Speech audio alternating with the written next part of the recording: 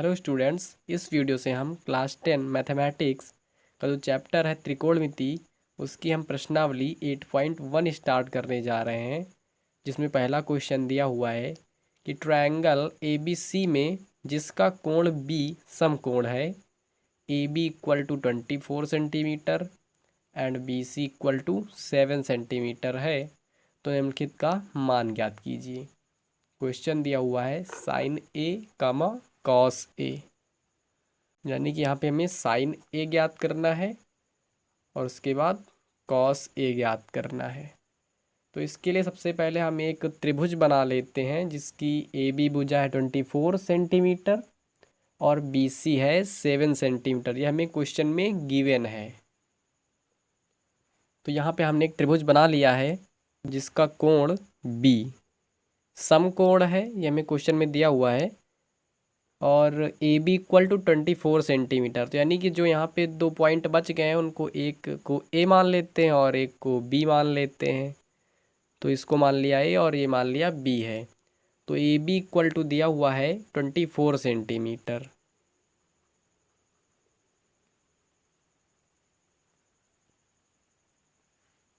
ये वाली भुजा है 24 सेंटीमीटर और BC भुजा ये वाली है 7 सेंटीमीटर। तो हमें यहाँ पे ज्ञात करना है साइन A। साइन ए बराबर क्या होता है दोस्तों, आपने फार्मूला पढ़ा होगा कि साइन थीटा इक्वल टू लंब बटे कर्ण। तो यहाँ पे थीटा की जगह में ए है, यानी कि ए ये वाला कोण, तो इसकी सम्मुख भुजा हो जाएगी लंब, ये वाली BC भुजा। यहाँ पे मिस्टेक हो गया है, ये B कोण समकोण है तो ये यहाँ पे C लेना चाहिए हमको। तो यहाँ पे लंब लंब की जगह में रख देना है 7 और अपॉन में कर्ण। कर्ण ये वाली भुजा यहाँ पे हमें दी नहीं हुई है तो इसको हमें निकालना पड़ेगा। क्योंकि ये समकोण त्रिभुज है तो यहाँ पे हम पाइथागोरस थ्योरम लगा सकते हैं, जिसमें कि होता है कर्ण का स्क्वायर बराबर आधार का स्क्वायर प्लस लंब का स्क्वायर। तो यहाँ पे AC भुजा हमको चाहिए, तो यहाँ पे लगा दीजिए क्या, पाइथागोरस थ्योरम। ठीक है, तो यहाँ से हो जाएगा AC स्क्वायर, ये भुजा का स्क्वायर बराबर बाकी दोनों भुजाओं की स्क्वायर का एडिशन। ठीक है, यानी कि BC square plus AB square. तो यहाँ पे BC दिया हुआ है 7 centimetre, 7 square plus AB 24 square. 7 का स्क्वायर होता है 49 प्लस 24 का स्क्वायर होता है, एक सेकेंड हम रफ में करके देख लेते हैं, 576 यानी कि 576 होता है। इन दोनों को जोड़ेंगे तो हो जाएगा 625, 9 6 15 7 4 11 12 5 1 6। हाँ सही है, ये AC स्क्वायर बराबर था। तो यहाँ से AC इक्वल टू आएगा, स्क्वायर इधर आएगा तो अंडर रूट लग जाएगा 625। यहाँ पे 625 का वर्गमूल 25 गुणे 25 होता है 625, तो 625 का वर्गमूल हो जाएगा 25, यानी कि जो AC भुजा है ये 25 सेंटीमीटर है। तो यहाँ पे कर्ण की जगह में लिख देंगे 25, साइन A की वैल्यू हो गई 7/25। अब इसके बाद बोल रहा है कॉस A निकालने के लिए। कॉस A बराबर हम जानते हैं कि होता है आधार बटे कर्ण। तो यहाँ पे A इस एंगल के रिस्पेक्ट में आधार ये वाला हो जाएगा, क्योंकि ये तो हो गया लंब इसके सामने, तो जो एक भुजा बच गई है ये हो जाएगा आधार, यानी 24 अपॉन कर्ण सबसे बड़ी भुजा 25। ये हो जाएगा आंसर। इसमें एक सेकेंड पार्ट है जिसमें कि हमें क्वेश्चन बोल रहा है कि साइन C निकालिए और कॉस C निकालिए। तो यहाँ पे पहले हम साइन C की वैल्यू निकालते हैं। साइन C यहाँ पे देखिए कोण सी ये वाला है, तो इस कोण को जब लेंगे तो इसकी सम्मुख भुजा ये वाली है ए बी भुजा, तो इसके रिस्पेक्ट में ये भुजा होगी लंब। तो साइन सी बराबर हम जानते हैं कि होता है लंब बटे कर्ण।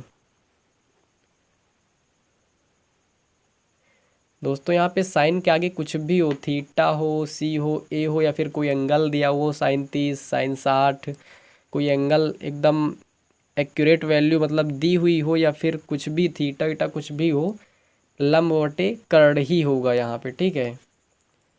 तो यहाँ पे लंब की वैल्यू हो जाएगी 24 और कर्ण तो वही रहेगा 25।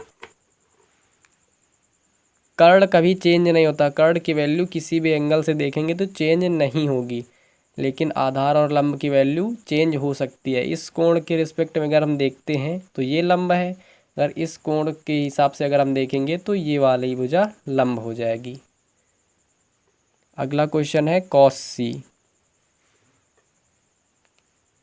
कॉस सी, कॉस थीटा बराबर जानते होता है कि आधार बटे कर्ण।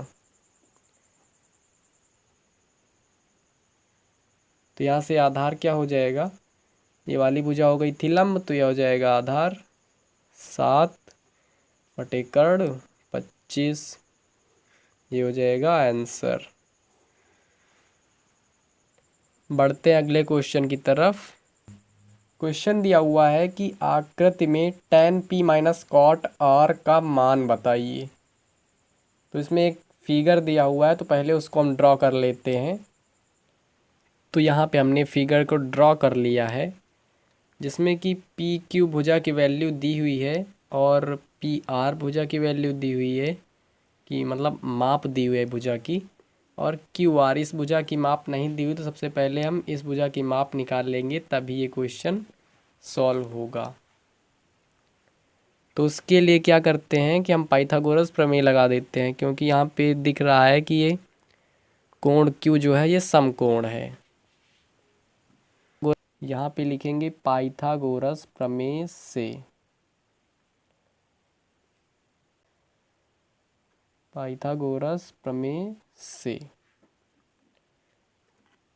यहाँ पे कर्ण क्या है, सबसे बड़ी भुजा ये वाली है, यानी कि 13 का स्क्वायर बराबर पी क्यू भुजा है 12 सेंटीमीटर, तो यहाँ से 12 का स्क्वायर करेंगे, और ये वाली भुजा नहीं पता है तो यहाँ से हम क्यू आर यही रख लेते हैं का स्क्वायर।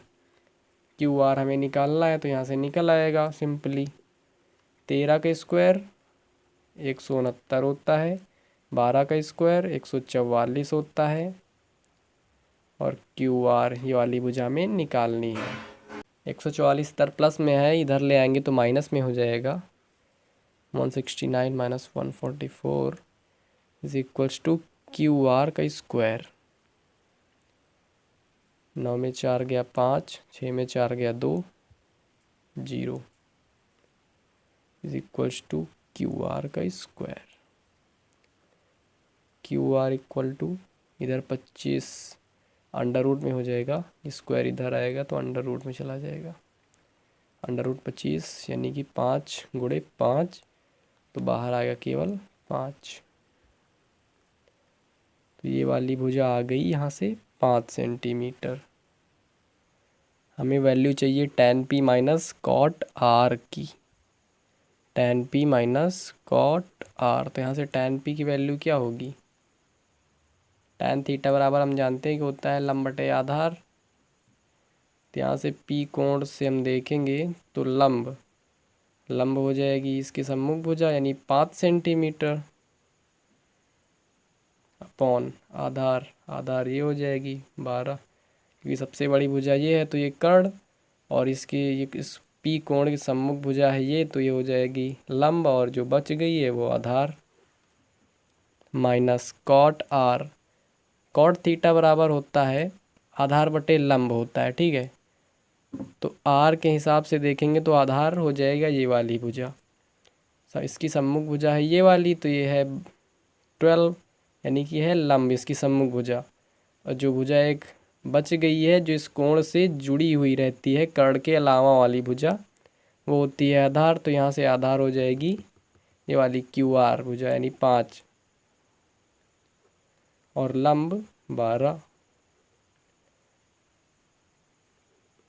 अब ये +5/12 है यार, और ये -5/12 है, तो यहाँ से 0 हो जाएगा कट के। ये हो जाएगा आंसर।